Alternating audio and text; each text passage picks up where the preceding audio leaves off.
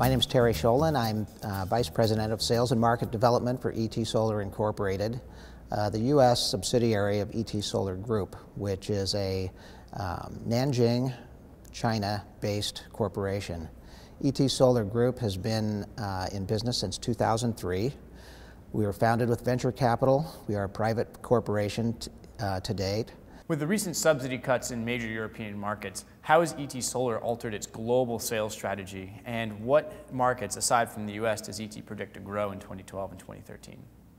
Well, obviously, right now, the European market is running strong because the subsidy cuts are looming in the near future.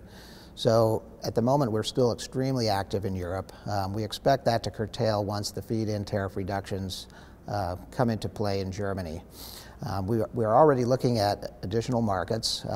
Two markets in particular outside of the U.S. that we're interested in include Australia and the Middle East. So we now have a fairly strong presence in Israel, and we have a very strong presence in Australia. The presence in Australia is strong enough that we now have a team there looking at setting up an EPC operation in Australia as well as just module sales. So that leaves the U.S. market. The U.S. market obviously is a very high priority for us. It's probably the fastest growing market at this point in time with the slowdown that's occurring in Europe. And so we are looking at deploying some of the capital that we've used to finance projects in Europe in the U.S. market. So our strategy in the U.S. market is multifaceted. You know, we market our products through distribution to the residential market. For the distributed commercial and utility scale markets, we work directly with developers and EPCs.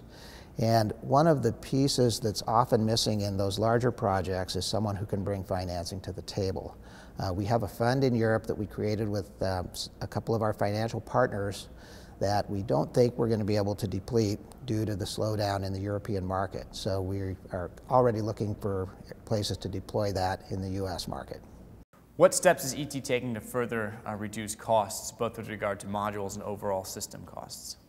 You know, one thing that I've learned in the 9 years that I've been in the solar industry is that you'll never have a year repeat itself. It's always different. And, you know, once again, we find ourselves facing different circumstances in the solar industry in 2012 versus what happened last year and the year before and so on. I think the biggest hurdle for Chinese manufacturers in particular in recent months has been the countervailing duty and anti-dumping tariff petition that's been filed with the Department of Commerce. That has posed a high degree of uncertainty with respect to where the cost is going to go, you know, once, you know, the duty situation is finalized. To that end, we promptly, you know, set up a manufacturing operation in Taiwan, and we've had long-standing relationships with Taiwan cell manufacturers. So either way that the anti-dumping tariff goes, whether it's on cells or modules or whatever, we're prepared to deal with it going forward. That has created a hurdle because the cost to manufacture in Taiwan is higher than the cost to manufacture in China. And what we found in the market is that, you know, there's a bit of a waiting game going on at the moment just to see where the dust settles on all of this. So that's been a difficult hurdle for us to cross.